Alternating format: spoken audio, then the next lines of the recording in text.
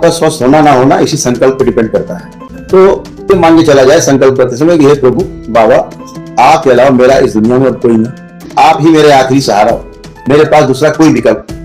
तो हमारे जो भी कष्ट है वो हरने की कृपा करें, नष्ट करने की कृपा करें, समाप्त करने की कृपा करें, हमें हमारे परिवार को स्वस्थ करें। हमारे पास कोई विकल्प नहीं, और वाकई में अगर आपका कोई विकल्प नहीं रह जाता है तो निश्चित रूप से आपका संकल्प खूब गहरा होता है। संकल्प करते करते आप आंखों से आंसू बहने लगते हैं, इस बात का द्योतक होते हैं वाकई में आपका और कोई सहारा नहीं है। तो संकल्प और गहरे उतर जाता है, यानी जहां पर बुद्धि, भाव और आपका इच्छा शक्ति तीनों काम कर रही, विचार शक्ति, भाव शक्ति और इच्छा शक्ति तीनों एक साथ मिलकर काम कर रही हो, वो संकल्प सबसे गहरा माना जाता है। जहां हम नहीं दिमाग नहीं लगा रहे हैं, जहां हम नहीं केवल भाव से काम नहीं ले रहे हैं, ना कोई इच्छा शक्ति से ले रहे हैं, तीनों एकाकार हो गई, यानी त्रिआयामी जो शक्ति है तो एक धारा में बहने लगती है, धाराएं थी और एक धारा बहने लगती है। तो वो संकल्प जहां हम ईश्वर के सामने पूरी तरह समर्पित, कोई मेरे अंदर ऐसा भाव नहीं चलो यहाँ से नहीं ठीक होंगे, तो फिर वहां चलेंगे, वहां जो ठीक हो जाए, ऐसा भाव आपके अंदर आता है, आपका संकल्प कमजोर हो जाता है। और जो आसुरी शक्तियां हैं इसी प्रकार भाव देती है, यहाँ चलो वहां चलेंगे,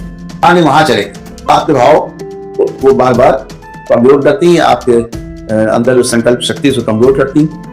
तो अद्भुत बात यही है, संकल्प सबसे ताकतवर बात यही कि हम जो भी संकल्प करें उस समय ये भाव रखे करें कि आपके अलावा मेरा संसार में दूसरा कोई नहीं। तो पूरी जिम्मेदारी दरबार की बन जाती है और आपका संकल्प बहुत गहरे में जाके स्वीकार होता है। जितना गहरा संकल्प होता है उतना ही गहरा ही कि आप स्वस्थ हो और आपकी प्रार्थना स्वीकार। तो संकल्प के लिए विकल्प करना होना ही संकल्प।